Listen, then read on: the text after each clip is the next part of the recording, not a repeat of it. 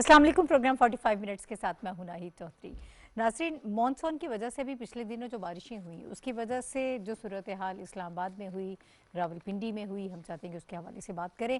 सूरत हाल कुछ ऐसी थी कि ये जो फ्लैश फ्लडिंग देखी गई है इसमें हमने देखा कि E11 और D12 के जो इलाके हैं वो ज़ेरे आब आ गए। निकासी आपका इंतज़ाम कुछ बेहतर नहीं था, वहाँ पर जो नलाज बनाए जाते हैं और यहाँ की जो सूरत हाल है इस इलाके के हवाले से बताया जाता है कि 60 नलाज हैं, 2 रिवर्स भी हैं, इसके अलावा डैम्स भी हैं। ये इन सब को साफ़ करना कितना ज़रूरी है जब इस किस्म के हालात होते हैं। मॉनसून में बारिशें हर साल ही होती हैं और ये कोई नया फिनोमिनन नहीं है, पूरी दुनिया में इसी तरह से होता है। चाइना में, यूरोप में भी इसी किस्म की फ्लैश फ्लडिंग देखने में आ रही है, वहाँ पर भी इसी तरह से बारिशें हो रही हैं। लेकिन असल चीज़ होती है कि रिस्पॉन्स कैसा हमारे इदारों का होता है, ये बाकी तमाम तर इदारों का होता है, किस तरह से इसको कंट्रोल किया जाता है। बदकिस्मती से हमारे यहाँ सिस्टम में कुछ ना कुछ ख़राबियाँ मौजूद रहती हैं। एक तरफ तो हम तरक्की पजीर मुल्क की वजह से भी थोड़ा सा वो कर जाते हैं थोड़ा सा इसको, लेकिन फिर भी जो ज़िम्मेदारी है उसको निभाना बहुत ज़रूरी है। इसमें हमने देखा कि 2 लोगों की डेथ हो गई, एक बच्चे और उसकी माँ की, जो बेसमेंट में पानी भर गया, बड़ा अफसोसनाक ये वाक़या हुआ। और उसके अलावा भी लोगों की गाड़ियों का, बाइक्स वगैरह का बहुत नुकसान हुआ। तो इसको कैसे रोका जा सकता है? वहाँ पर जो नलाज पे इंक्रोचमेंट के हवाले से बताया जाता है तो वो भी एक बहुत ही गैर ज़िम्मेदाराना किस्म की चीज़ है, उसको भी रोकना ज़रूरी है। वहाँ पर जो इल्लीगल सोसाइटीज़ हैं, कंस्ट्रक्शन वर्क हो रहा है वहाँ पर, वो भी एक मुमकिन वजह बताई जाती है कि उसकी वजह से जो सारे नालाज हैं वो सारे जो है बंद हो गए और पानी जो है वो सही तरह से निकल नहीं पाया। इसके अलावा F6, F7, G6 के भी ये जो स्लम एरियाज़ हैं वहाँ पर भी कुछ घरों में पानी दाखिल हो गया। इसको स्लम्स के लिए हमारा क्या जो है वो स्ट्रैटेजी होनी चाहिए, ओवरऑल कैसे हम इसको रोक सकते हैं फ्यूचर में। अब अगर इसी किस्म के चीज़ें होती रही, अब जाहिर है कि मौसम है, मानसून में बारिशें मज़ीद होंगी, इसी किस्म की हैवी रेनफॉल हम देखेंगे तो फिर उसके लिए क्या इंतज़ाम जो हैं वो किए जा सकते हैं। हमारी बदकिस्मती ये है कि वो अगर एक तरफ से स्टेटमेंट आ गई कि ये क्लाउड बर्स्ट है तो हम उसमें उलझ गए और दूसरी तरफ ये कहा गया नहीं ये हैवी रेनफॉल है, तो हम उसी को एक मौजू अपना डिस्कशन का बनाकर उस पर बैठे रहे। लेकिन असल सूरत हाल को कंट्रोल करना कितना ज़रूरी है, इसके लिए क्या होना चाहिए, और ख़ास तौर पर इस्लामाबाद जैसा शहर, इसका जो हमारा जो प्लान है टाउन प्लानिंग के हवाले से जब हम बात करते हैं, वज़ीर आज़म साहब ने भी कहा कि हम इसको इसकी नज़रसानी करेंगे, इसको रिव्यू करेंगे। जो इस्लामाबाद शहर की जो सारा इस वक्त जो प्लान है इसको भी हम देखेंगे, जो सिटी का प्लान है। बहरहाल हमें करना क्या है, वे फॉरवर्ड क्या है, इसके हवाले से हम आज गुफ्तगू करेंगे। और मेरे साथ जो इस वक्त पैनलिस्ट मौजूद हैं उनका मैं तारुफ आपसे करा देती हूँ। हमारे साथ इस्लामाबाद स्टूडियोज़ में तारिक महमूद मुर्तज़ा साहब मौजूद हैं। तारिक साहब चेयरमैन हैं वासा के और RDA। बहुत शुक्रिया सर आपका हमें प्रोग्राम में वक्त देने के लिए। इनके साथ स्टूडियोज़ में मुझे ज्वाइन कर रहे हैं अहमद कमाल साहब, और अहमद कमाल साहब chairman federal flood commission of Pakistan है। सर आपका भी बहुत शुक्रिया आपके वक्त का। और लाहौर स्टूडियोज़ में हमारे साथ रुखसाना नबी साहिबा मौजूद हैं, पार्लिमानी सेक्रेटरी हैं मौसमियाती तब्दीली। बहुत शुक्रिया आपका भी रुखसाना साहिबा हमें प्रोग्राम में वक्त देने के लिए, आपको भी मैं वेलकम करती हूँ। मैं चाहती हूँ कि ज़रा थोड़ा सा आगाज़ तारिक साहब से कर लेते हैं। सर आपसे कुछ दिन पहले भी हमने प्रोग्राम किया, उसमें भी हमने ये सारी डिस्कशन की कि तैयारी क्या है। मौसम जो है मानसून का शुरू तकरीबन हो चुका था उस वक्त जब हम बात कर रहे थे, तो हैवी रेनफॉल की जो है फोरकास्ट भी थी, और पाकिस्तान उन 5 ममालिक में शामिल है जहाँ पर इस किस्म की क्लाइमेट चेंज जो है वो उसकी जद में है, ख़तरात में है। तो हमें अपनी तैयारी करनी है, अपना होमवर्क करना है। सर अगर हमारा होमवर्क मुकम्मल था तो फिर ये सूरत हाल क्यों पैदा हो गई, क्यों हमने देखा कि इस तरह से गाड़ियाँ बह रही हैं और बाइक्स, और जो 2 कीमती जानों का नुकसान हो गया। जी, उसमें हमारा जो एरिया ऑफ जुरिस्डिक्शन है वो बेसिकली रावलपिंडी पिंडी है। है। रावलपिंडी शहर है और उसके इर्द गिर्द गिरदोनवा में। तो उसकी ये जो हैवी डाउनपोर हुआ है इस्लामाबाद में, हमारा नाला लई एरिया होता है जहाँ पे ज़्यादा फोकस होता है, जहाँ पे फ्लडिंग का ख़तरा होता है। सो ये जो हैवी डाउनपोर हुआ, इसकी हमने पहले तैयारी की हुई थी, इन द सेंस कि जने जो मैंने लास्ट प्रोग्राम में बताया भी था कि हमने ड्रेजिंग की, हर साल हम ड्रेजिंग करते हैं ठीक नाला है। लेक यानी की। ये तो सारा ज़्यादातर जो मामला था इस्लामाबाद की तरफ से हुआ, पिंडी में कोई ऐसी सूरत हाल आप ये कहते हैं। सर मैं आप मुझे इजाज़त नहीं, मैं आपकी तरफ वापस आती हूँ। अगर रुखसाना नवीद साहिबा से हम थोड़ा सा उनको भी शामिल कर लेते हैं। रुखसाना साहिबा, जैसे मैंने पहले कहा कि क्लाइमेट चेंज के हवाले से जो सारा इस वक्त फिनोमिनन हम ऑब्ज़र्व कर रहे हैं, पूरी दुनिया इस ग्लोबल वार्मिंग का शिकार है, और जो पैटर्न हमारे यहाँ रेंज का है वो भी चेंज हो गया है, वेदर्स का भी वो सारा चेंज हो गया है। तो इस सारे फिनोमिनन प्रोमिनेंट के लिए हम लोग क्या हमें तैयारी करनी है? अभी तो बड़ा यानी थ्रेट भी हमें नज़र आता है, कहीं वाइल्ड फायर्स हैं, टर्की में देख लें, कैलिफोर्निया में देख लें, दूसरे जो ममालिक हैं वहाँ पर है, और हमारे यहाँ जो बारिशें जिस तरह से हो रही हैं, चाइना में भी यही सूरत हाल है, यूरोप में भी, पाकिस्तान में, बहुत सारे कंट्रीज़ हैं जो फ्लैश फ्लडिंग का इस वक्त शिकार हो रहे हैं। तो आपकी नज़र में किस तरह से हमें प्रिपेयर होना चाहिए इस थ्रेट से निपटने के लिए? जी, बिस्मिल्लाहिर्रहमानिर्रहीम। हमें जी बहुत अरसा पहले ही इन चीज़ों को कंट्रोल करने के लिए हमें काम कर लेना चाहिए था। जैसे हम सबको पता है कि पाकिस्तान मोस्ट इफ़ेक्टेड कंट्रीज़ में से 5वें नंबर पे था, और इस वक्त शुक्र है अल्लाह का थोड़ा हमारा ग्राफ इंक्रीज़ हो रहा है, बेहतरी की तरफ हम जा रहे हैं। मगर उसके बावजूद हमारे मुल्क में हालात ऐसे नहीं हैं कि हम इन चीज़ों को छोड़ दें या भूल जाएं। हमें पूरी तरह से फोकस करना है, और प्राइम मिनिस्टर का भी इस पे फोकस है कि हमें सब, इस्लामाबाद का उन्होंने कहा हुआ है, नक्शे भी निकले हुए हैं किस तरह से गलत इंक्रोचमेंट्स हुई हुई हैं। और मैं बहुत अनफॉर्चुनेट हुआ है जो एक माँ और बच्चे की जान चली गई है, और बहुत से लोगों ने सफ़र भी किया है, सड़कें टूटी हैं, पेवर्स लगे हुए थे वो बह गए, बुरे हालात हो गए। मगर ये कि हमें जो गलत हमारी यहाँ पे कंस्ट्रक्शन हुई हुई है या एनओसी ना होने के बावजूद लोगों ने वहाँ इंक्रोच कर लिया एरिया, ये नेचुरल जो फ्लोज बने हुए होते हैं उनमें अगर रुकावट डालें तो ये मसाइल तो आते हैं, हमें इनको एड्रेस ज़रूर करना है। मगर ये कि इस वक्त अगर नहीं किया गया तो हमारी कोशिश होगी कि जितनी इस तरह की आगे परेशानियां आने वाली हैं हम वक्त से पहले उनको किसी ना किसी तरह से कंट्रोल कर सकें। सबसे पहले तो हमें जितने ज़्यादा से ज़्यादा हम पूरे मुल्क में दरख्त लगा सकें, ताकि इस तरह के जो वबाएँ या परेशानियां हमें आती हैं, साइक्लोन्स आते हैं, उन पे बहुत ज़्यादा हम काबू पा सकते हैं। ठीक है रुखसाना साहब, ये मॉनसून में शजरकारी का भी तो आगाज हो गया, जरा उस हवाले से कुछ आप हमें अपडेट कर पाएंगी? जी हाँ, बिल्कुल। शजरकारी का भी मतलब इस वक्त हम पूरे मुल्क में शजरकारी कर रहे हैं। जैसे 1 बिलियन हमारे कंप्लीट हुए हैं जून के महीने में। हम 10 बिलियन जो हमारा इस वक्त टारगेट है करीबन अगले 5 साल में, उसको भी हम कंप्लीट करने जा रहे हैं। इस वक्त हमारे ऑलमोस्ट 489 हेक्टर्स हमने फॉरेस्ट कवर कर लिया है, जो कि इंक्रीज हो गया है पहले से। उसके अलावा हमारी जो प्लांटेशन है पूरे मुल्क में जो 2 साल में हुई है वो भी 1007.87 मिलियन प्लांट्स जो हैं हमारे लगाए भी गए हैं, डिस्ट्रीब्यूट भी किए गए हैं। और ये 2019-20 का जो हमारा फिस्कल ईयर था, और 2020-21 में, तो इसमें हमारे जो इस तरह से कोशिश हमारी पूरी है जी कि ये सारे प्रोविंसेस में हो रहा है। और हमारे जो टेरिटरीज़ हैं, आईसीटी है, एजेके है, जीबी है, इसमें तो हमारी फेडरल गवर्नमेंट जो है वो 100% फंडिंग कर रही है। कोशिश हमारी पूरी है। इस बार भी हमारे करोड़ों की तादाद में इस सीज़न में हमारे दरख्त लग रहे हैं जी। और आपको बहुत अच्छी अच्छी ख़बरें भी सुनने में आएंगी कि पाकिस्तान का नाम काफ़ी जगह पे ऊपर भी आ रहा है। उस हवाले से हम फिर आपको बताएंगे। हाँ जी, इंशाल्लाह जी। ठीक है सर, मैं आपकी तरफ आऊँगी। तारिक साहब, पिंडी के हवाले से ज़रा बात कर रहे हैं। हमारे यहाँ जो पिंडी की टाउन प्लानिंग है उसके हिसाब से क्या वासा जो है अपने अरेंजमेंट्स करता है? क्या इन चीज़ों को भी मद्देनज़र रखा जाता है? कोई ऐसी भी कोऑर्डिनेशन होती है जो कि होनी चाहिए? हमारे यहाँ बदकिस्मती से ऐसा होता नहीं है जी। बट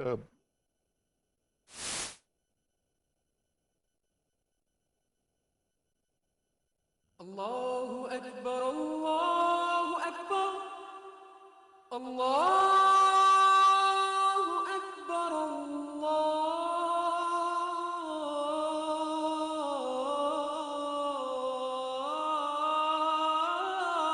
अल्लाहु अकबर, अशहदु अल्ला इलाहा इल्लल्लाह,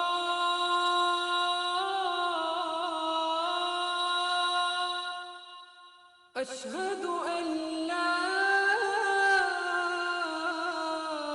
इलाहा इल्लल्लाह, अशहदु अन्ना मुहम्मदर रसूलुल्लाह,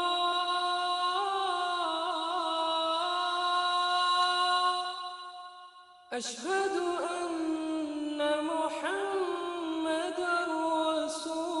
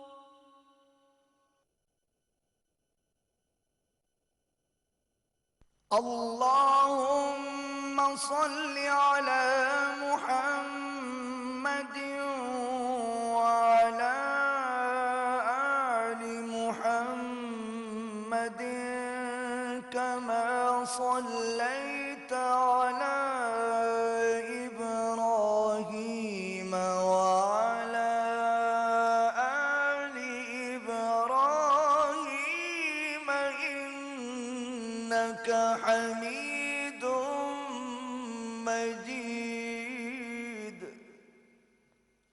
अल्लाहुम्मा बारिक अला मुहम्मद व अला आलि मुहम्मद कमा बारकता अला इब्राहीम व अला आलि इब्राहीम इन्नका हमीदुम मजीद।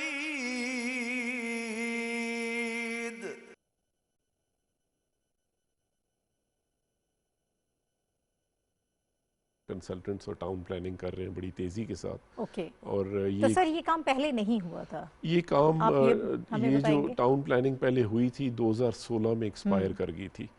इसकी टाउन प्लानिंग का बिल्कुल, जो हुआ था, अब जो टाउन प्लानिंग हो रही है और मास्टर प्लानिंग हाँ। डिस्ट्रिक्ट की पूरी रीजनल प्लानिंग हो रही है, उसकी टाइमलाइंस के मुताबिक हम इस साल दिसंबर में कंप्लीट कर लेंगे। ओके। जितना उसका मास्टर प्लानिंग है, जो जो तो सर स्ट्रक्चर उसमें प्लान किन बने, चीज़ों को मद्देनजर रखा जा रहा है आप लोग?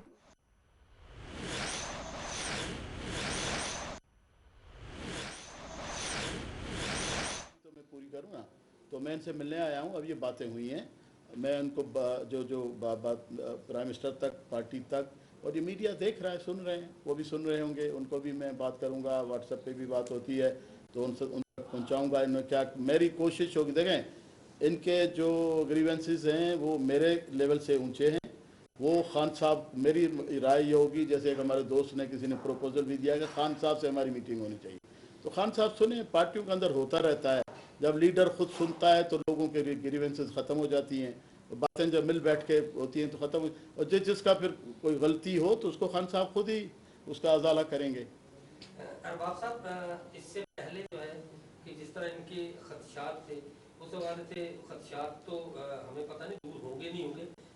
जब से पीटीआई बनी है, आप तो नए आए हैं उसमें, इनको भी 3-4 साल हो गए। 5 साल। पीटीआई जो है वो कराची से बाहर आज तक नहीं निकली, तो क्या ऐसा प्लान है कि पीटीआई को अब कराची से निकाल के क्यों नहीं निकली भाई? लियाकत जतोई साहब ने जिस तरह का काम किया था, जो ऑर्गेनाइजेशन की थी, मेंबरशिप की थी, इवन 95,000 वोट, हाँ, और 95,000 2,96,000 वोट दादू से मिले हैं पीटीआई को, 2,96,000। तो आपका अपना वहाँ था। नहीं, मैं वही बोल रहा हूँ। एक मिनट प्लीज सुनिए। आरिफ अलवी साहब जब प्रेसिडेंट नहीं थे वो, और आपके नईमुल हक साहब, मुझे 2-4 दिन हुए, मैं एक दफ़ा ट्रैवल करके जा रहा था तो मुझे रास्ते में दौलतपुर में रोका एक उन्नड़ साहब, उन्होंने, तो मैंने देखा कि हर जगह पीटीआई। इवन कल मुझे खारो छान इधर ठट्टे के वो मार्शी इलाका समंदर के ऊपर, वहाँ से फ़ोन आया, जी मैं फ़लाँ बलोच बोल रहा हूँ, मैं पीटीआई में हूँ, मैं आपसे मिलना चाहता हूँ। हर कोने खांचे में पीटीआई मौजूद है, सिर्फ मिसमैनेज हुई थी, कोई ऑर्गेनाइजेशन नहीं थी, कोई उसका कंट्रोल नहीं था। इंशाल्लाह मैं अकेला नहीं, ये सारी टीम हम मिल के करेंगे इंशाल्लाह। अकेला चलने का मेरा रवाज नहीं है, बता दूँ मैं आपको। साहब आपसे सवाल है, आपको जिनसे खदशात थे या जिनसे कोई सिंध के अंदर जो आपके लिए रोड़े अटकाते थे, उनका आपने इसे जिक्र तो किया, थोड़ा बहुत किसी का वो तो बताएं, वो है कौन जो देखे ना बात से करते थे? अब इस कंट्रोवर्शियल बात, कंट्रोवर्शियल बात सुनिए जी, देखें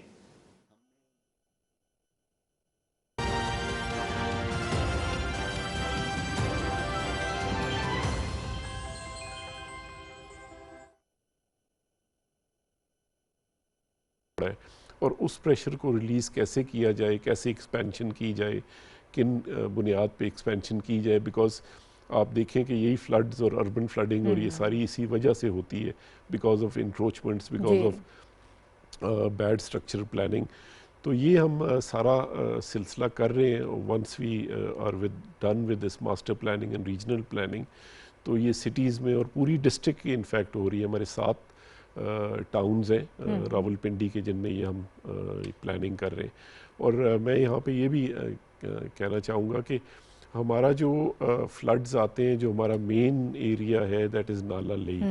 और मैंने लास्ट टाइम भी ये कहा था कि नाला लई का जो एक तो हम ड्रेजिंग करते हैं, क्लीनिंग करते हैं, सारी हर साल करते हैं 2-3 महीने पहले बिफोर मॉनसून्स, और जो नाले इसमें लैंड करते हैं उनकी भी करते हैं। बट इसका जो रेनफॉल जब होती है इस्लामाबाद में इनकैचमेंट एरिया, तो सैदपुर और इर्द गिर्द के बाकी नाले, तो वहाँ से इनकैचमेंट, बट स्टिल इसका जो परमानेंट सोल्यूशन है इज़ कंस्ट्रक्शन ऑफ नाला लई। आर्जी बुनियादों पर समझें, आप ये कह सकते हैं कि जो इस वक्त इंतजाम जो अरेंजमेंट्स किए जा रहे हैं उसके लिए आप ये समझते हैं कि आप तैयार हैं? जी हम तैयार हैं। आपकी तरफ से नाला लई की तरफ से जो है वो आप ये यहाँ पे हमें बता रहे हैं कि इशू नहीं आएगा। ये जो 28 को हैवी डाउनपोर हुआ है इस्लामाबाद में, उसका ज़ाहिर है वो नाला लई में लैंड करता है, वो वहाँ से गुजरता है, उसका रेला जिसको कहते हैं। तो इस बार हम 17 फीट तक हाइट का रेला गुजरा वहाँ से, 17 फुट का, किसी जगह से 21 फुट भी था। सो 28 feet is the danger line जहाँ पे स्पिल ओवर हो जाता है। बट क्योंकि हमने ड्रेजिंग की हुई थी और वो मेजर्स लिए हुए थे, we were on stand by and red alert कि खुदा न खासा इमरजेंसी होए तो we should be prepared, which we were, हम काफ़ी प्रिपेयर्ड थे।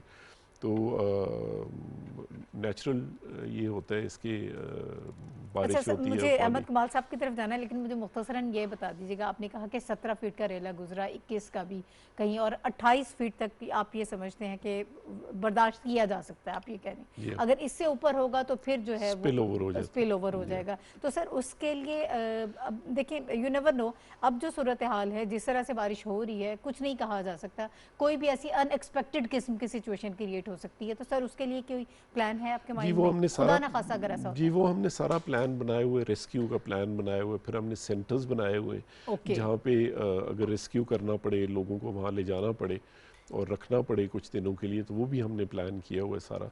और हमारी rescue services are on stand by and ready for all this. और उस दिन भी 28 को भी हम रेडी थे।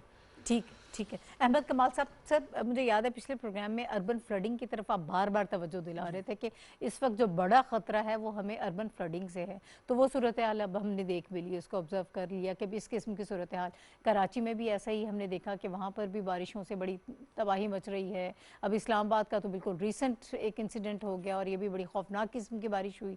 तो सर इसके लिए क्या होना चाहिए, किस तरह से, पहले तो इसको ज़रा मैं चाहती हूँ कि थोड़ा सा आप डिफ़ाइन कर दें अर्बन फ्लडिंग को। बिस्मिल्लाहिर्रहमानिर्रहीम जी, मैं PTV का शुक्रिया अदा करता हूँ। जैसे भी सिचुएशन होगी उसके ऊपर प्रोग्राम करते हैं लोगों की आगाही के लिए। मैं शुरू करूँगा 2001 से। 2001 21 जुलाई को इस्लामाबाद पिंडी में क्लाउड बस्ट हुआ था और 610 मिलीमीटर बारिश हुई थी तकरीबन 10 घंटे में, जिसमें 74 कैजुअल्टीज़ हुई थी और उसमें 65 रावलपिंडी में हुई थी और 9 हुई थी इस्लामाबाद में। और 60,000 रुपये से ज़्यादा का स्मॉल एंड मीडियम इंटरप्राइजेज़ का नुकसान हुआ था। उस वक्त हमें जिस वक्त ये सारी सिचुएशन देखी तो जापानीज़ गवर्नमेंट के साथ मिल के Rawalpindi Islamabad environment improvement and flood management plan तैयार किया था। उस प्लान के तहत पिंडी इस्लामाबाद में 3 मेजर प्रोजेक्ट्स हाईलाइट किए गए थे। उनमें से सबसे पहला प्रोजेक्ट था effective flood forecasting and warning system for controlling flood in the लई नाला। वो फेडरल फ्लड कमीशन ने 2007 में इम्प्लीमेंट कर दिया था। वो भी जापान ने हमें उसके ऊपर कह लीजिए कि ग्रांट दी थी जिस पे हुआ था। इस प्रोजेक्ट के तहत जो मेजर चीज़ हुई, मैं इसको लिंक करूँगा जो आपके सवाल है उसके साथ, कि पहले इस प्रोजेक्ट के बनने से पहले लोगों के पास जो इमीडिएट इंफॉर्मेशन जाती थी वो 10 मिनट से पहले की इंफॉर्मेशन नहीं मिलती थी। यानी कि आपके सिर्फ 10 मिनट पहले आपको पता चलता था कि क्या होने वाला है। इस प्रोजेक्ट के बनने के बाद 2007 से अब तक एक तो ये कि नाला लई की इस सिस्टम की वजह से कोई सिंगल कैजुअल्टी नहीं हुई, नंबर 1। नंबर 2 ये कि जो टाइम है अवेलेबल लोगों के पास अपने आप को हटाने के लिए, एवैक्यूएट करने के लिए, वो 90 मिनट्स हो गया। ठीक है, दैट मीन्स कि हमने बेहतरी की तरफ तो हम गए। इसके साथ साथ कुछ स्ट्रक्चरल इंटरवेंशंस भी थी कि हमें स्ट्रक्चर्स को भी कुछ बनाना है। मैंने शायद पिछली बातचीत में भी कहा था या किसी और जगह पे मैंने ये पिछले दिनों बात की है कि उस स्टडी का एक हिस्सा था जिसपे हम प्रोजेक्ट तैयार भी कर चुके थे और फेडरल गवर्नमेंट को हमने पेश भी कर दिया था उस वक्त कि हमारी जो मारगला के हिल्स हैं वहाँ से 3 मेजर किस्म के कह लीजिए कसीज, ये दूसरे लफ्ज़ों में नाले ऊपर से आते हैं, सैदपुर कस, भद्रां कस और कांता वाली कस। ठीक है। ये तीनों मिलकर तकरीबन 35 से 40% जो टोटल जनरेट होता है फ्लड नाला लई में, ये इस्लामाबाद से जनरेट कर देते हैं। अच्छा, ये इस्लामाबाद से तमाम जगह से फिरने के बाद गवाल मंडी के ऊपर एक जगह है जिसे हम पिंडोरा कहते हैं। पिंडोरा के मकाम पे नाला लई कंस्ट्रिक्टेड है, यानी कि उसका पार्ट बड़ा नहीं है। इस्लामाबाद में बड़ा है, पिंडी में छोटा है। तो जब वो वहाँ पे एंटर होता है तो उसकी हाइट बढ़ जाती है, ओके, छोटा होने की नैरो होती है ना, नैरो होने की वजह से। अच्छा, इसके लिए पिंडी इस्लामाबाद में 6 वाटर लेवल स्टेशंस लगाए गए और रावलपिंडी में 10 वार्निंग स्टेशंस लगाए गए जिसमें प्री अलर्ट, अलर्ट और एवैक्यूएशन के सेंटर्स हैं। ठीक है, ताकि लोगों को बिफोर टाइम प्री अलर्ट हो जाए कि जी यहाँ पे सिचुएशन होने वाली है, इस लेवल पे जब पानी आएगा तो ये सिचुएशन हो जाएगी। राइट। अलर्ट लेवल ये कि किसी भी वक्त इतने फुट पे गया तो अब आपने एवैक्यूएट करना है। अच्छा, इसके साथ साथ जो दूसरी चीज़ तैयार हमने की वो हमने पिंडी इस्लामाबाद का, ख़ास करके पिंडी का रेनफॉल और फ्लड इनंडेशन मैप तैयार किया और पूरे पिंडी को हमने 8 जोन्स में तब्दील करवाया। ओके। हर जोन में उनकी अपनी कमेटीज़ हैं, उनके अपने कह लीजिए कि रिलीफ सेंटर्स हैं, कितने लोग वहाँ पे किए जाएंगे, उनको क्या खाने को मिलेगा एंड एवरीथिंग। अब अर्बन फ्लडिंग की पर मैं आता हूँ कि इसको जोड़ूँ तो देखिए बात यह है कि जो हम अर्बनाइज हो रहे हैं, जो हमारे पास कह लीजिए कि मिट्टी की जगह पे हम पेव्ड स्ट्रक्चर्स को लेके आ रहे हैं तो पानी जिससे उसके ऊपर गिरता है तो उसका फ्लो बहुत फास्ट होता है। उस फास्ट फ्लो की वजह से उसके रास्ते में जो भी चीज़ आती है वो उसको उसका डैमेजिंग पोटेंशियल या उसकी वेलोसिटी की वजह से उसको तबाह करता चला जाता है। सही। मैं रिलेट करूँगा, अभी आपने क्वेश्चन किया था तारिक साहब से जिसमें आपने बताया कि नालों के ऊपर कुछ इंक्रोचमेंट्स और इस किस्म की चीज़ें भी हैं। जी जी बिल्कुल। फेडरल फ्लड कमीशन ने 2016 में 4 सूबों को, जीबी को और एजेके को एक model flood plain management act बना के दिया था कि वो अपने रिस्पेक्टिव असेंबली से पास करवा के उसको लागू करें ताकि लोगों की जो इंक्रोच करने की कह लीजिए दूसरे लफ्ज़ों में आदत है उससे निपटा जा सके, जिसमें पनिशमेंट भी है और उसके अंदर सजाएं भी हैं अपार्ट फ्रॉम दैट। तो इसी किस्म की मैं समझता हूँ कि लागू करने की अब ज़रूरत होगी अगर रावलपिंडी के अलावा इस्लामाबाद में ये सिचुएशन क्रिएट हो रही है तो। अब आते हैं E11 की तरफ। E11 वो एरिया है जिसके बिल्कुल इमीडिएटली ऊपर आपकी मारगला हिल्स बिल्कुल है और उन मारगला हिल्स के ऊपर ये तमाम कसीज वहाँ से एक्टिवेट हो जाती हैं। ठीक है। जिस टाइम पे मारगला हिल्स के ऊपर शदीद बारिश हो रही होगी तो उस बारिश की वजह से फ्लो ने नीचे आना ही आना है। ठीक है, वो तो एक नेचुरल सी चीज़ है कि ज़ाहिर है पानी आएगा। जो ये स्टडी जिसका मैं जिक्र कर रहा हूँ जो 2005 में हुई, इसमें यह भी कहा गया कि हम मारगला हिल्स के उस पॉइंट्स के ऊपर डग वेल्स बना दें। ठीक है। डग वेल्स से ये होगा कि जब पानी ऊपर से आएगा तो पानी कंटेन्ड होगा उन वेल्स में, जिसकी वजह से पानी की जो इंटेंसिटी है आगे जाके हिट करने की वो ना सिर्फ कम होगी बल्कि वो पानी ग्राउंड में सीप करके ग्राउंड वाटर को रिचार्ज भी करेगा और हमारे जो लो लाइंग एरियाज जहाँ पे पानी की कमी है या हो सकती है वहाँ पे ग्राउंड वाटर लेवल को ऊपर भी लेके आएगा। ठीक है। ये इतना ज़्यादा कह लीजिए कि दूसरे लफ्ज़ों में फ्रेंडली किस्म का ये तरीक़ेकार था। अपार्ट फ्रॉम दैट मैं ये चाहता हूँ कि मुझे 1 आधा मिनट और दें इस सवाल को पूरा करने के लिए कि मारगला हिल्स के ऊपर से जो पानी आता है वो तकरीबन 12 से 14 हज़ार क्यूसेक और बाज़ 25 से 28 हज़ार क्यूसेक्स पानी वो पिंडी के अंदर एंटर होता है पिंडोरा से। ठीक तो है। हमने इसमें कहा था सर आप मुझे इजाज़त दें, मैं पिंडी के हवाले से आप बात करें तो ज़रूर मैं आपका ये पॉइंट भी जो है वो सुनूंगी। अभी हमजा शफकात साहब हमें ज्वाइन कर रहे हैं, डिप्टी कमिश्नर इस्लामाबाद, तो उनसे हम सारी सिचुएशन समझ। एक प्राइवेट हाउसिंग सोसाइटी के अंदर एक नाले के ऊपर उन्होंने एक रोड बनाई, वो नाले के ऊपर जितने घर थे वो भी फ्लड हुए और उसके सामने पूरी रोड के अंदर से 2 गाड़ियां भी जो है वो नाले में गिरी और लोगों की बेसमेंट भी खराब हुई। जी। जहाँ तक रिस्पॉन्स की बात है कि ये 7:05 पे जब कॉल रिसीव होना शुरू हुई तो विदिन 10-15 मिनट रेस्क्यू 1122 वाले भी पहुंचे, एम्बुलेंसेस भी हमारी पहुंच गई, मैं खुद भी साइट पर पहुंचा और विदिन 45 to 50 मिनट मैक्सिमम 1.5 घंटे के अंदर अंदर हमने रोड क्लियर कर दी थी और उसके बाद फिर हमारा ड्रिंक वाटरिंग का काम होता रहा, वो तो खैर चलता रहा, लेकिन जो हमारी रोड थी, पब्लिक लाइफ थी, वो सारी डिस्टर्ब नहीं होने दी, नॉर्मल रूटीन में काम शुरू हो गया। और लेकिन अनफॉर्चुनेटली एक घर की दीवार गिरने से उनकी बेसमेंट के अंदर पानी गया और वो एक कैजुअलिटी हुई। तो ये अब इसकी कॉज क्या थी? कॉज ऑब्वियसली यही है कि ये जो नलाज हैं ये प्राइवेट प्रॉपर्टी में से भी गुजरते हैं, over a period of time ये स्क्वीज होते गए हैं, और दूसरा बारिश भी बहुत ज्यादा आई, तो ये कुछ रीजन है जिसकी वजह से ये हुआ है। अब इसके ऊपर अब हम क्या कर रहे हैं जो आपने। अच्छा हमजा साहब ये जो इंक्रोचमेंट वाला इशू है, मुझे याद है हमने एक से ज़ायद मरतबा आपके साथ प्रोग्राम्स किए हैं इस हवाले से, आप बड़े ज़बरदस्त तरीके से ये इसको ख़त्म करना चाह रहे थे तजावज़ात को, और काम भी इस सिलसिले में कर रहे थे।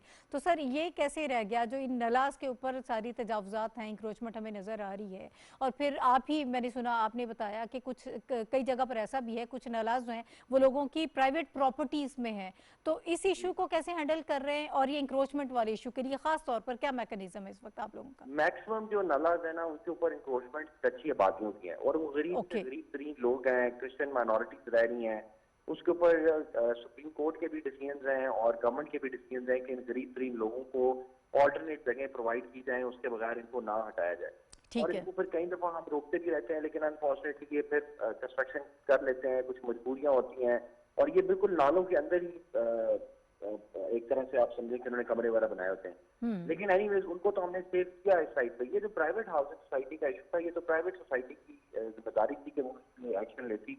बार के अब तो हमने टेक ओवर कर लिया हुआ है, अपनी टीम भी डिप्लॉय कर दी हुई है, पूरा नाला उसको पीछे से पूरा हमने ओपन अप कर दिया है। अभी यहाँ पर अहमद कमाल साहब जो हैं वो मौजूद हैं, चेयरमैन है federal flood commission of Pakistan. Ahmed Kamal साहब जो तजावीज़ दे रहे थे, इन्होंने कहा कि इसके ऊपर पहले काम भी होता रहा कि ये जो हमारे मरगला वाली जो बात कर रहे हैं उधर से वहाँ पर E11 वाला एरिया जो है हमारा D12 का है, वहाँ पर कुछ वेल्स बना लिए जाएं ताकि जब ऊपर से पानी आता है तो वो वहाँ पर महफूज हो सके और भी बहुत सारे उसके इस्तेमाल हो सकते हैं। फिर उन्होंने कहा कि F9 पार्क में भी पॉन्ड बनाया जा सकता है। तो सर इस हवाले से कोई? बिल्कुल मैंने ये सुना है और ये एक्सीलेंट सजेशन है, और मैं आपको कुछ खबरी की बात ये है कि इसके ऊपर 1 महीना पहले से काम शुरू हो चुका हुआ है। कैपिटल डेवलपमेंट अथॉरिटी और PCRW, एक पाकिस्तान काउंसिल ऑफ रिसर्च और वाटर रिसोर्सेज एक इदारा है, उसके साथ मिलकर हम कई वेल्स बना रहे हैं जो रेन वाटर हार्वेस्टिंग और जो ग्राउंड वाटर है उसकी रिचार्जिंग के लिए काम कर रहे हैं। तो इंशाल्लाह उसके ऊपर भी काम चल रहा है। अब तो इंशाल्लाह आगे भी हमारी टीम हर तरफ डिप्लॉयड है, हर एरिया में डिप्लॉयड है, चीजों को कंट्रोल भी किया हुआ है। और अनफॉर्चुनेट एक वाकया हुआ है, इंशाल्लाह अभी भी आप देखेंगे कि आगे भी आपको इस्लामाबाद के अंदर बेस्ट रिस्पॉन्स नजर आएगा इन ऑल पाकिस्तान। ठीक है, बहुत शुक्रिया। हमजा शिफकात साहब इस वक्त हमारे साथ मौजूद थे, डिप्टी कमिश्नर इस्लामाबाद, और इस सारे सूरत हाल के हवाले से वो हमें अपडेट कर रहे थे। रिस्पांस के हवाले से भी बात की जा रही थी, वो भी हमने उनसे क्लियर कर लिया। लेकिन फ्यूचर में जाहिर है कि इस किस्म के अगर वाक़यात होते हैं तो उसके लिए मुकम्मल तैयारी की ज़रूरत है। अभी रुखसाना नवीद साहिबा की तरफ जाऊँगी। रुखसाना साहब, आपने कहा कि क्लाइमेट चेंज के इस इशू को, इस ग्लोबल वार्मिंग को निपटने के लिए पाकिस्तान अपनी तरफ से तैयारी कर रहा है और हमारे यहाँ बड़े ज़ोर शोर से जो है वो शजरकारी हो रही है। अब मैं ये चाहती हूँ कि ज़रा इस सारे फिनोमिनन पर थोड़ा सा आप हमें ब्रीफ कर दें कि गवर्नमेंट इस हवाले से क्या इकदाम कर रही है। अभी जो रिसेंटली जो वाक़या हुआ, ख़ासतौर पर स्लम्स की अगर हम बात करें, उन एरियाज़ को वहाँ पर कोई एक जामे प्लानिंग की हमें ज़रूरत है कि उन लोगों को बचाया जा सके। अभी भी जैसे मैंने पहले भी जिक्र किया था कि F6, 7 और कहीं G7 में भी कुछ घरों में पानी चला गया था इस बारिश की वजह से। तो इसके लिए कुछ ऐसा हो सकता है, आप लोगों के जहन में कोई ऐसा प्लान हो, क्या कुछ किया जा रहा है इस हवाले से? नहीं, इंशाल्लाह ज़रूर जी किया भी जाएगा। और जो लो लाइंग एरियाज़ हैं उनमें तो ये इश्यूज़ पूरे मुल्क में ही आते हैं कि घरों के अंदर पानी आ जाता है। मगर ये कि मैं इनसे अहमद कमाल साहब से पूछना चाहती हूँ कि 2001 फिर 2015 ये जो पॉलिसी बनी, इसको अभी तक इम्प्लीमेंट हम नहीं करवा सके। ठीक है, इसकी क्या वजूहात थी और इसको हमें एक्सेलरेट करने के लिए इस वक्त अगर हुकूमत की ये मदद कर सकें और आगे आ सकें कि हमें प्रायोरिटी बेसिस पे कौन कौन सी चीज़ को पहले करके हमें इस पे काम करना है, ताकि आइंदा मॉनसून में हमें ये बिल्कुल मसाइल ना आए। और वासा की भी मैं शुक्रगुजार हूँ कि ये भी जहाँ जहाँ पे भी इस वक्त काम कर रहे हैं, बहुत कमेंडेबल इनका भी काम है। इनको भी इस वक्त फ्री हैंड दिया गया है और बहुत अच्छे तरीके से इनके भी काम हो रहे हैं, रिजर्वॉयर्स भी बन रहे हैं, और शाबाश भी दूंगी इन्हें। बहरहाल हुकूमत बिल्कुल जी पूरी तरह से फोकस्ड है और इंशाल्लाह आप देखिएगा कि जो जो हमें करना है वो हमें करना है। हमें इस वक्त फर्स्ट वर्ल्ड कंट्रीज़ में खड़े होने के लिए दोबारा से वही जो एफ़र्ट्स 60s की थी, हमें वहाँ पे पाकिस्तान को इस वक्त लेके जाना है। हमारी सब पॉलिसीज़ जो हैं वो इन प्लेस हैं और हम इंशाल्लाह इस पे भी बहुत तेज़ी से काम करेंगे। ठीक है तारिक साहब, सर मुझे ये बताइएगा फ्यूचर प्लान ऑफ एक्शन हमारा क्या है अगर इसी तरह की सूरत हाल होती है। नाला लई के हवाले से मैं बार बार आपसे बात कर रही हूँ क्योंकि वो सबसे ज़्यादा मौजूद बहस भी है और लोगों का कंसर्न भी है उस हवाले से कि वहाँ से हमें नुकसान हो सकता है। जो एक सलूशन परमानेंट है वो तो बहुत अच्छी बात है, वो बहुत ज़बरदस्त प्रोजेक्ट आप लोगों ने उसको शुरू कर लिया, लेकिन बड़ा टाइम लगेगा। तो अब मैं ये चाहती हूँ कि इस प्लेटफॉर्म से आप लोगों को बताएं ताकि उनके जो कंसर्न्स हैं वो कम हो पाए।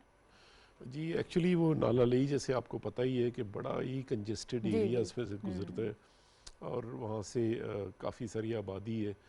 तो जब उसका फ़्लो तेज़ होता है तो ऑब्वियसली वो इन डेंजर होते हैं इस फ्लडिंग के।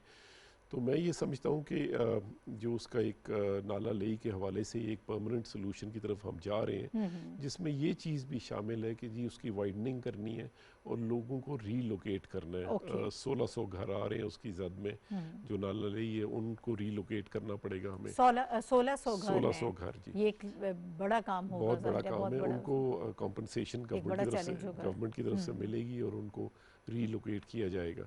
सो इसी तरह इंक्रोचमेंट्स हैं, इंक्रोचमेंट्स को हम हटाते रहते हैं। अभी शुरू कर दिए दोबारा हमने हटाना इंक्रोचमेंट्स को। जैसे अहमद कमाल साहब ने कहा हम भी स्टडी करने जा रहे हैं डग वेल्स की, जो हमारे कुछ पिंडी के अंदर लो लाइंग एरियाज़ हैं, जैसे जहाँ पे हमारा अपने PHA का ऑफिस है, वासा RDA का ऑफिस है, वहाँ पे भी काफ़ी फ्लडिंग होती है। तो वहाँ पे भी हम as a trial base dug wells की तरफ जाने लगे ताकि वाटर टेबल ऊपर आए और वो पानी कंटेन हो सके।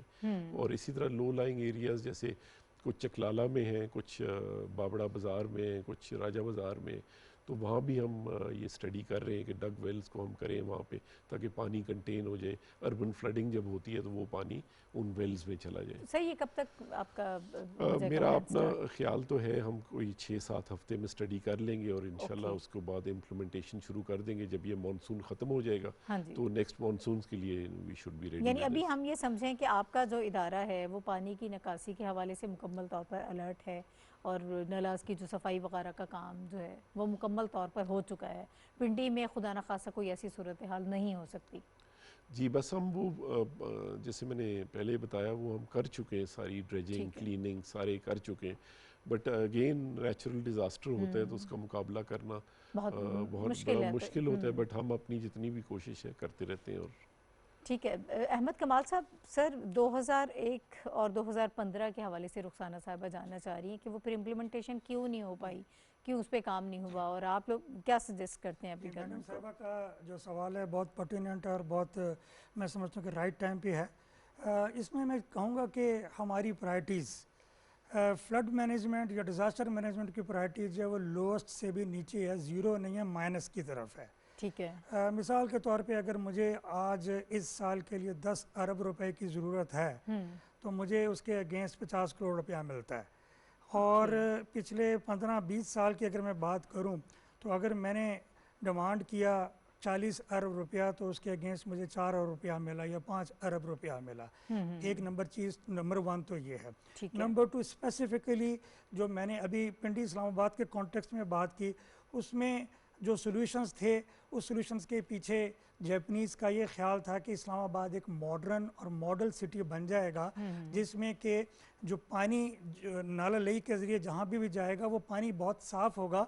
लेकिन उस वक्त मैं समझता हूँ कि जो अरबाब इख्तियार थे और जो हमारे डिसीजन मेकर्स थे उनके नज़दीक ये था कि जी इस्लामाबाद में जिस एरिए में हम ये पॉन्ड बनाने जा रहे हैं वहाँ पे किसी की कोई ज़मीन है या वहाँ पे किसी का कोई घर है या किसी भी कोई चीज़ है तो ये उसका शिकार हो गया। I should be very clear, क्योंकि मैंने अपने जवाब तो अपने कामों का अल्लाह को मैं नहीं देना है, किसी और को तो नहीं देना। तो ये that was the issue behind it. और दूसरा ये कि इसके बाद इसमें तीसरा चीज़ ये थी कि ऊपर से इस सारे पानी को हम एक चैनल बना के कोरंग रिवर में फेंकें और कोरंग रिवर से पानी आगे स्वां रिवर में चला जाए। जिस वक्त ये सारा प्रोजेक्ट सामने आया तो उस वक्त लैंड माफिया ने कोरंग रिवर के बेड के अंदर जाके भी जो है ये बहरिया और ये सारी जो थी उन्होंने ज़मीन ली और इसके मुकदमेबाजी बहुत हुई जिसमें हम भी जाते रहते थे और सारा कुछ था। और सो मच सो अभी हम पानी ही की बात कर रहे हैं तो चिरा डैम का बड़ा इशू चलता आ रहा है। तो ये चिरा डैम जो है 2004-2005 में फेडरल फ्लड कमीशन ने इसको बड़ा प्रमोट किया था और हमने कहा था कि इसको जापानीज़ इसको लेने के लिए तैयार हैं, करने के लिए तैयार हैं, लेकिन उस वक्त हमने कहा कि हम इसको लोन के प्रोजेक्ट से करेंगे। बात सिर्फ ये आती है कि हमारी जो अपने वेस्टेड इंटरेस्ट किसी चीज़ में अगर ना आए ना तो हम बहुत कुछ कर सकते हैं। आखिरी चीज़ मैं ये भी कहना चाहूँगा कि हमारे इदारे जो इस सारी चीज़ों में हम मिल के काम कर रहे हैं, उन इदारों की कैपेसिटी बिल्डिंग की और उनको बेहतर सहूलियात देने की बहुत अशद ज़रूरत है। ये मैं देखें, मेरी अपनी सर्विस बहुत कम है, लेकिन मैं ये चाहता हूँ कि आज इस प्रोग्राम के तवज्जुह से अरबाब इख्तियार और प्राइम मिनिस्टर साहब के अगर क्या नाम ऑफिस तक ये बात पहुँच जाती है तो बड़ी अहम होगी। इन इदारों के अंदर जो इंजीनियर्स काम कर रहे हैं वो एक्स्ट्रा ऑर्डनरी तौर पर डिप्रेशन में काम करते हैं, इसलिए कि हम उनको वो फैसिलिटीज़ नहीं दे पाते हैं जो हमारी अथॉरिटीज़ के पास होती हैं, जो इदारे जिनको हम अथॉरिटी बना देते हैं, जिनके पास अपने खर्च करने के लिए, अपने सेल्फ जनरेशन के लिए पैसे होते हैं। तो लिहाजा ये वो सारी चीज़ें होती हैं। और मैं आखिर में ये बात करूँ कि हमारा नेशनल फ्लड प्रोटेक्शन प्लान 4 2018 में CCI ने अप्रूव किया। उस प्लान में 20 सिटीज़ आइडेंटिफाइड हैं कि जो मोस्ट वुलनरेबल हैं with regard to urban flooding. उसमें रावलपिंडी इस्लामाबाद भी शामिल है, पंजाब के 7 शहर हैं, इसके सिंध के 7 शहर हैं, KP और बलूचिस्तान के 3-3 शहर हैं। लेकिन हमारा वो plan as of today unfunded है, उसके लिए हमारे पास कोई फंड नहीं है। और ये बहुत ज़रूरी है। अच्छा सर, मुझे ये भी बता दीजिएगा, पिछली बार तो हमने बात की थी जब बारिशें शुरू हो गई थी, आपने कहा था कि अभी तो हमारे डैम्स को ज़रूरत है इन बारिशों की। अब मुझे बता दें कि करंट सिचुएशन क्या है, क्या अभी तक सेटिस्फैक्ट्री है, और ये अगर इसी तरह से बारिशें होती रहीं तो क्या फिर हमारे लिए इशू हो सकता है? हमें अल्लाह का शुक्र अदा करना चाहिए कि पिछले 1 हफ्ते में अल्लाह ताला ने हमें इतनी अच्छी बारिशें दी हैं जो दरियाओं के ऊपर के कैचमेंट एरियाज़ में हैं, जिससे कि हमारा दोनों डैम्स जो सिर्फ 30% भरे हुए थे 55% तक पहुंच गए हैं। अभी भी वो 45% खाली हैं। हमें अशद ज़रूरत है कि 30 सितंबर तक हमारे मंगला डैम और तरबेला डैम दोनों 100% फुल हों। अगर हमारे ये दोनों डैम 100% फुल होते हैं तो जो आगे रबी का सीज़न आएगा उस रबी के सीज़न में हमें पानी की शॉर्टेज कम से कम होगी। लेकिन इसके साथ पॉइंट जो क्वेश्चन का है वो ये कि मंगला तरबेला को हम तकरीबन 20 अगस्त के अराउंड हर साल भर लेते हैं। इस वक्त वो 37-38 फुट के करीब उसमें जगह मौजूद है।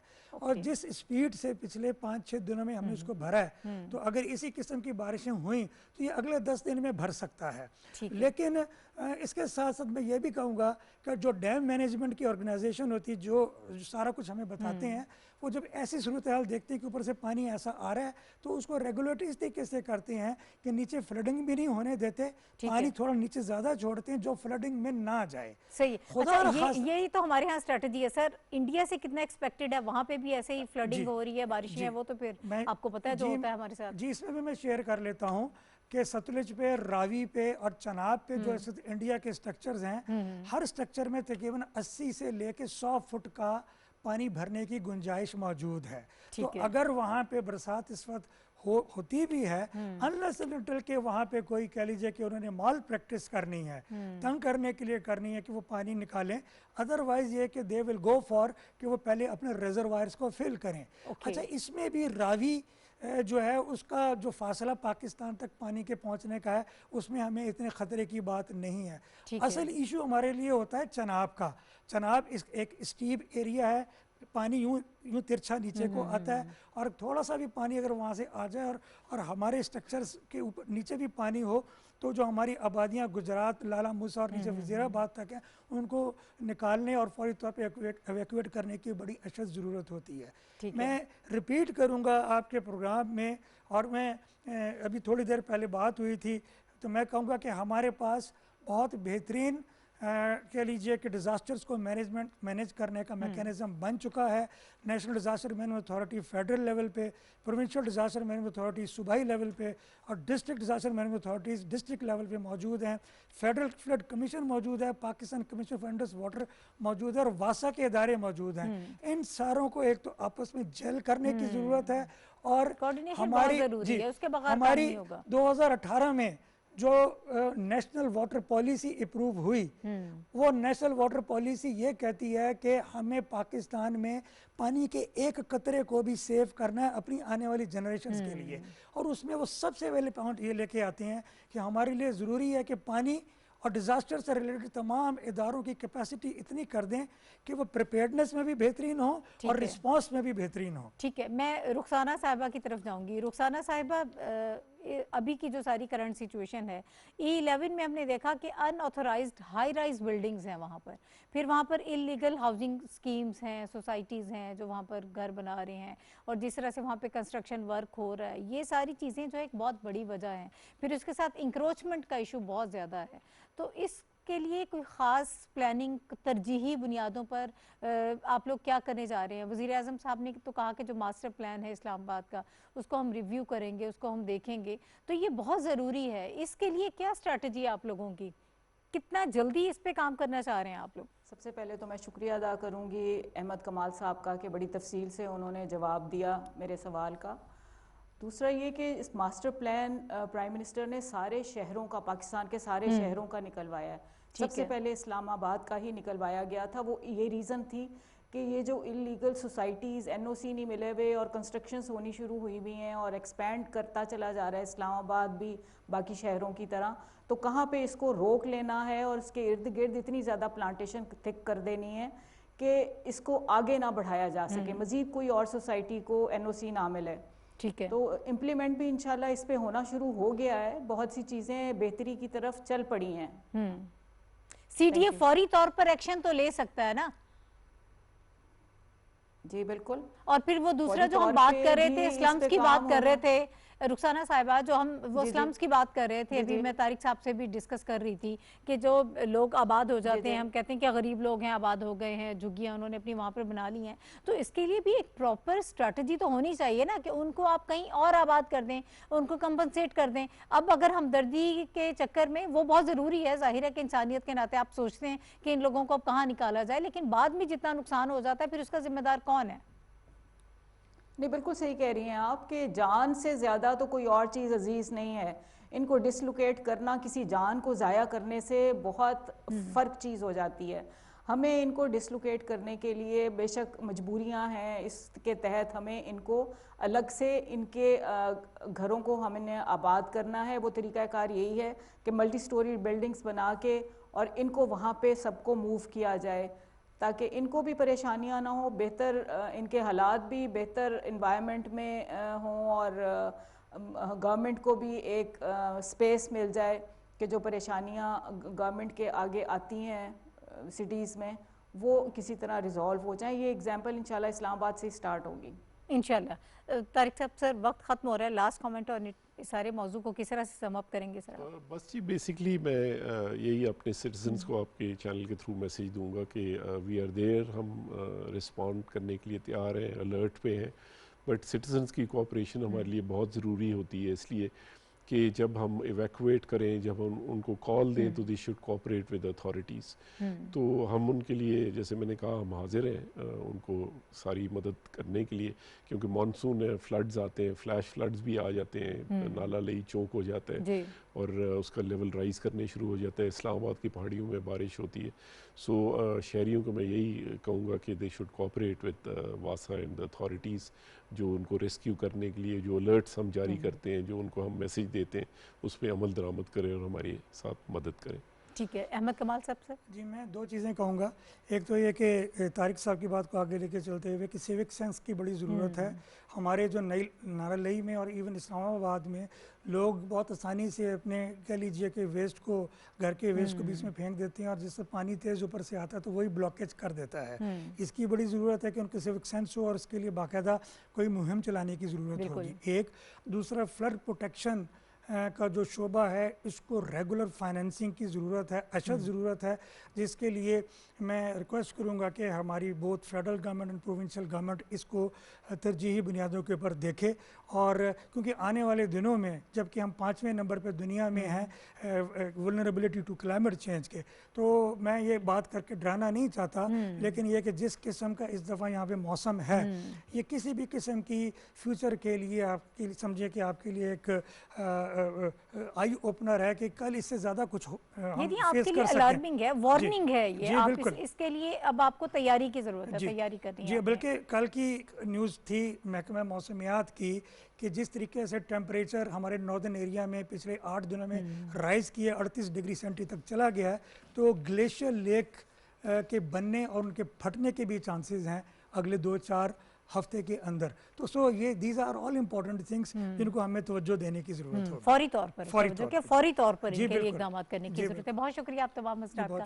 नाज़रीन, हमारे साथ तारिक महमूद मुर्तज़ा साहब, अहमद कमाल साहब मौजूद थे, रुखसाना नवीद साहिबा ने हमें ज्वाइन किया और हमजा शफकात साहब DC इस्लामाबाद हमारे साथ मौजूद थे। और मॉनसून के हवाले से इस वक्त जो सूरत हाल हम देख रहे हैं, जो बारिशों का पैटर्न चेंज हो गया, और हर मरतबा हम बात करते हैं क्लाइमेट चेंज जो है वो एक बड़ी वजह है इसका, जिसकी वजह से इस वक्त पूरी दुनिया में हम इस किस्म के पैटर्न्स देख रहे हैं। इसके लिए एक तो हमें मुकम्मल तौर पर खुद तैयारी करने की ज़रूरत है कि इससे कैसे निपटना है, और दूसरा जब बारिशें हो रही हैं और अगर कहीं फ्लैश फ्लडिंग हो जाती है और इस तरह से एक्सपेक्टेड तो हैं, ज़ाहिर है कि हमें मालूम तो होता है कि बारिशें जो है, और मॉनसून हर साल आता है कि इसका आगाज़ होने वाला है, मेट ऑफिस की तरफ से भी अलर्ट जारी कर दिए जाते हैं, तो फिर हमारी तैयारी जो है वो बहुत ज़रूरी होती है कि तमाम जो मुतालिका इदारे हैं उनको शामिल किया जाए और वो इस पर तैयारी करें। फिर टाउन प्लानिंग की जो बात है वो बहुत ज़रूरी है, जो हमारे मेगा सिटीज़ हैं उनके लिए एक डिफरेंट तरीके से की जाती है और बाकी शहरों के लिए इसको भी देखने की ज़रूरत है। और इंक्रोचमेंट वाला इशू जो है, इस पर बार बार बात हम भी कर रहे हैं और की जाती भी है, इसको ख़ास तौर पर देखने की ज़रूरत है कि कैसे इस मसले को हल किया जा सकता है। अभी जो लोग इसके ज़िम्मेदार हैं उनको सज़ा देनी चाहिए, उनको सज़ाएँ मिले ताकि बाकी लोग जो हैं वो थोड़े से अलर्ट हो जाएँ और आइंदा इस किस्म की कोई हरकत ना करें। इसके साथ ही आज के प्रोग्राम से नाहिद चौधरी को इजाज़त दीजिए। अल्लाह हाफ़िज़।